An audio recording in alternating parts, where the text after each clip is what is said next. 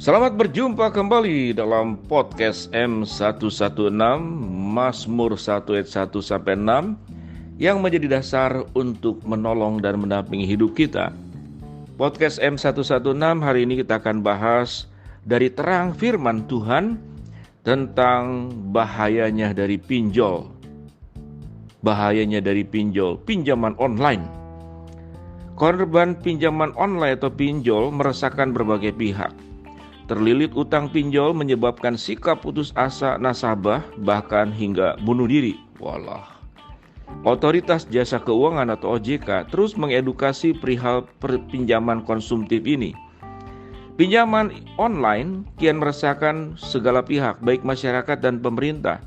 Sejak tahun 2017 hingga 2023, Satgas Waspada Investasi telah menghentikan 6.894 entitas keuangan ilegal yang terdiri dari 1.193 entitas investasi ilegal, 5.450 entitas pinjaman online ilegal, dan 251 entitas gadai ilegal.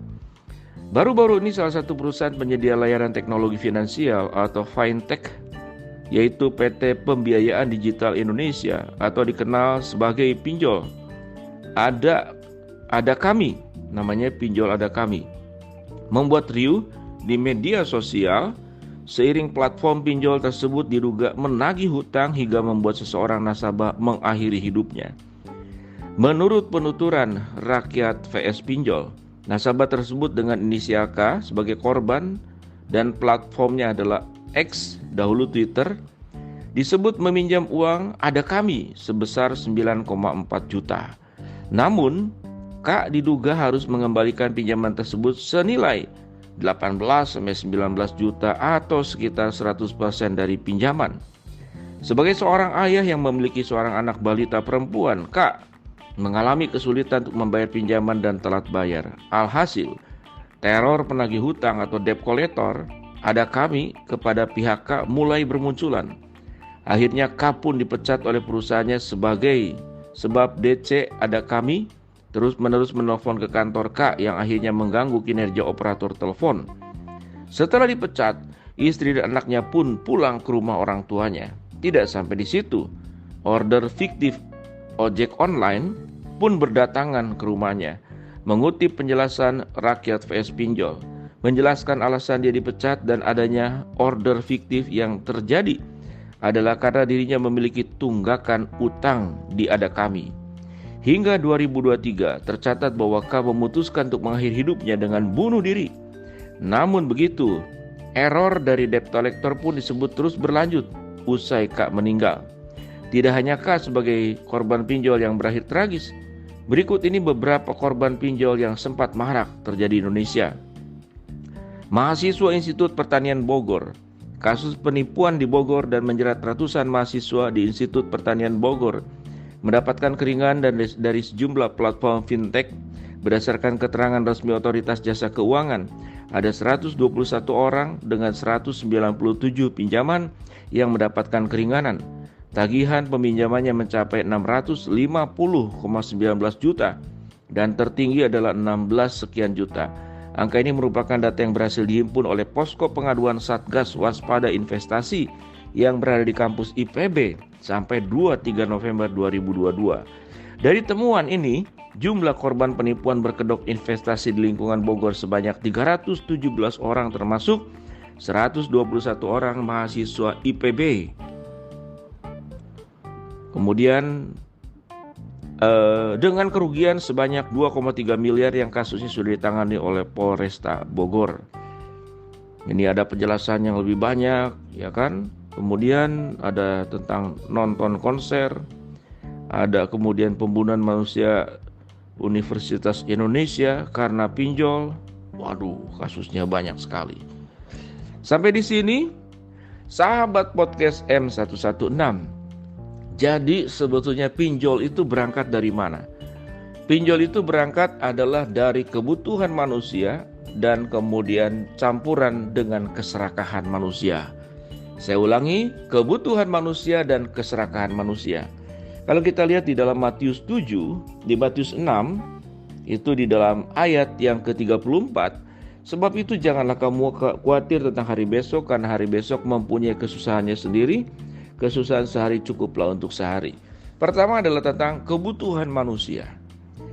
Penyebab kebutuhan manusia menjadi timpang ada banyak faktor. Yang pertama memang kemalasan. Jadi yang bersangkutan tidak bertanggung jawab, ya tidak kerja sungguh-sungguh, tidak mempersiapkan rumah tangga dengan baik. Kemudian yang kedua adalah selain tidak bertanggung jawab adalah konsumtif. Cara pengelolaan keuangan yang tidak tepat, konsumtif. Jadi membeli yang tidak tepat, membeli yang tidak seharusnya. Akhirnya pengeluaran lebih banyak daripada pemasukan yang menimbulkan namanya kebutuhan. Karena kebutuhan terdesak, ada kebutuhan yang tidak bisa kemudian ditunda, seperti makan, anak sakit, kebutuhan-kebutuhan dasar. Kemudian bertemu dengan keserakahan manusia. Siapa yang serakah? Yaitu pinjol. Bayangkan kalau dalam 1 tahun atau 1 tahun lebih, kemudian yang namanya bunga itu 100%, pinjam 9 juta, dalam 1 kurun waktu menjadi 18 juta. Ini adalah keserakahan. Jadi pinjol itu adalah pertemuan antara kebutuhan manusia dan bertemu dengan keserakahan manusia. Bisa juga orang yang meminjam juga bentuknya keserakahan. Dia tidak memikirkan caranya. Atau kemudian kenapa sampai masuk pinjol? Karena mungkin punya kebiasaan berhutang. Awalnya ke teman, tidak bayar, ke teman lagi, ke teman lagi, ke teman lagi. Lama-lama teman-temannya tidak ada yang mau meminjamkan karena nggak bayar. Akhirnya ke online. Jadi akhirnya pinjol itu adalah perpaduan antara kebutuhan manusia yang disebabkan mungkin oleh keadaan memang susah, tapi juga bisa disebabkan oleh ketidakbertanggungjawaban, kemalasan, kemudian sikap hedonis, sikap konsumtif yang menimbulkan dia butuh uang dengan cara cepat. Pada akhirnya firman Tuhan yang kita baca tadi, kesusahan sehari cukuplah untuk sehari, artinya setiap kita harus menjalani hidup dengan segala kesusahan yang ada, bertanggung jawab mengelolanya, menjalannya dengan baik, mengatur keuangan, hidup dengan benar. Karena buat saya pribadi, orang yang jujur, orang yang rajin, orang yang tidak memaksakan sesuatu yang memang tidak tepat, tidak cocok, tidak sanggup, ya jangan dipaksakan. Bahkan termasuk pernikahan.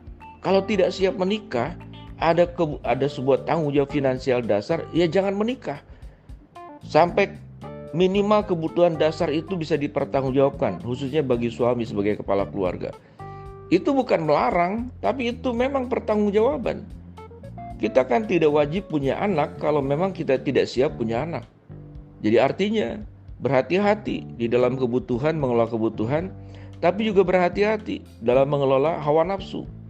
Kalau kita punya uang banyak, terjun dalam pinjol, meminjamkan orang kemudian dicekik dengan bunga yang besar. Sehingga pada akhirnya seluruh area kehidupan itu memang perlu dibawa terang kebenaran firman Allah. Sehingga hidup kita jangan sampai menjadi hedonis, tidak bertanggung jawab, jangan juga menjadi penuh dengan keserakahan. Dua perpaduan inilah yang pada akhirnya bisa menghancurkan. Satu masuk dalam dosa menekan, kemudian memeras. Yang satu masuk di dalam dosa tidak bertanggung jawab dan tidak punya katakanlah persiapan hidup dengan baik.